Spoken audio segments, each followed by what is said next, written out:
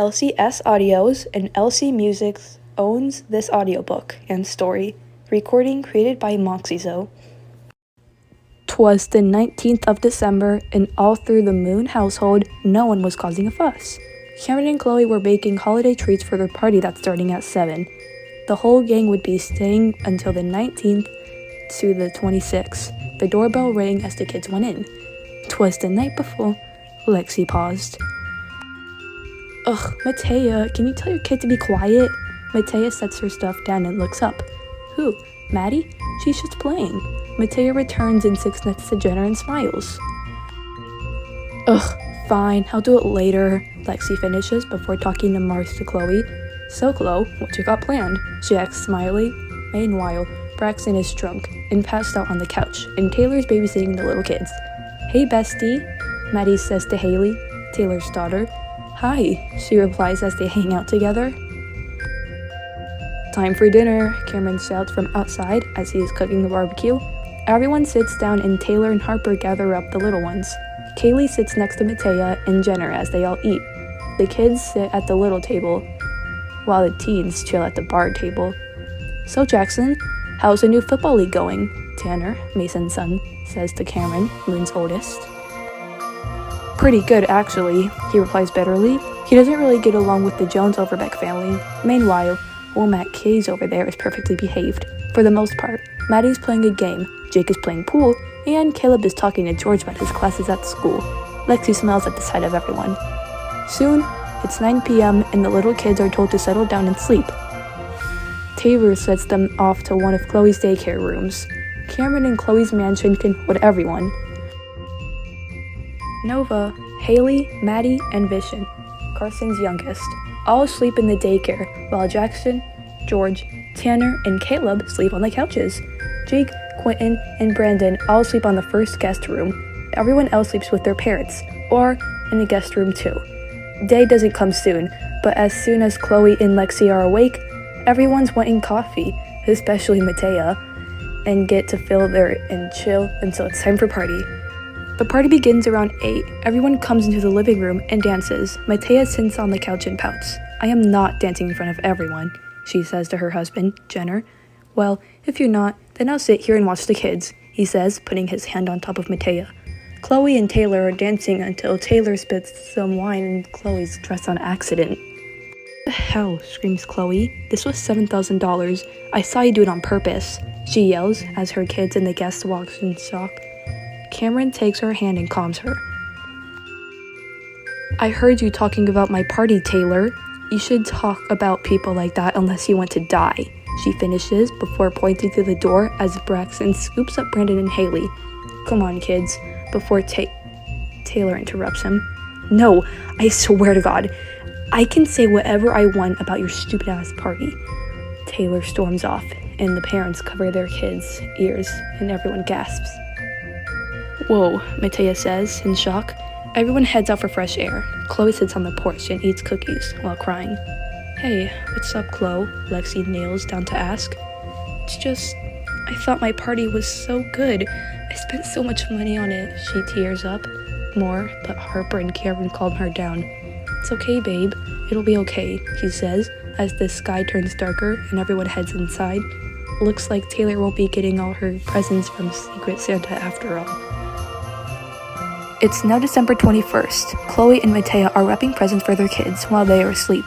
Good God, it's 5 a.m. Can we stop? Matea complains. One more left, she says, rubbing a football jersey for Jake. And done. Now let's go make breakfast. Matea cuts her off. No, I'm going to sleep, she says, walking into the guest room that her and Jenna are in. Chloe sees Cameron walking into the kitchen to help. I can't wait. Tonight, we are all going to watch some home videotapes from a while back, Chloe says to Cameron as she cooks pancakes and he makes bacon. Yeah, it's crazy, he replies.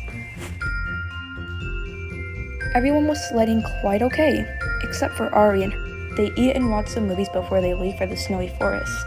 Okay, gang, here's the plan, Chloe says. We're gonna be there at the forest sledding until 5. Got it? Everyone nods, and Harper checks the time. It's 1. Are we really gonna be there for that long? She asks Bryden, sips his coca. Yeah, it's gonna be fun. Grab some sleds and extra warm clothes. Chloe says, before showing up the people who are already up the hill. Mom, I don't really want to slip, Caleb says to Matea. Get over it. It's a small hill, she says. Jenner steps in. You don't have to, son. It's fine if you can't. Her kids. Ugh, Jenner, come on. Why don't you sled with me and Matea sleds with Gianna? Ari asks desperately. Everyone knows she misses Jenner and is jealous. No. My kids don't like yours, and besides, I'd rather sled with Jenner, Matea says harshly. Jenner agrees, and they sled together anyways.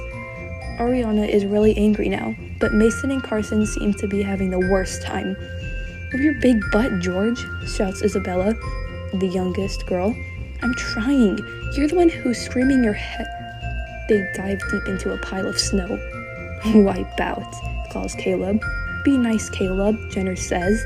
They hop onto the sled, and Chloe and Cameron, as well as Lexi and Harper, all take their turn sledding. They go home at 5. Jenner decides to cook food today. Cameron is out buying groceries for the night. Hey babe, Matea says, wrapping her arms around Jenner's waist. What you making? She asks. Steak pot roast, he says calmly. Okay, well, I'm gonna go play Call of Duty with Tanner and Jake, she says before kissing him on the cheek as Ari watches. The wine glass she's holding in her hand shatters. What's wrong, Mom? Her daughter Gianna is asking and cleaning her up. They go home at 5. Jenner decides to cook. It's nothing. Just go play with Avery or someone, Ari replies before walking to the bathroom. Dinner's ready, Jenner calls, and everyone shuffles into the dining room. Cameron gets home and just sits in time for dinner. Sit down, kids, Matea says, getting her fill. Harper takes a very little portion. Why are you taking so little? Asks Brian. Leave me alone.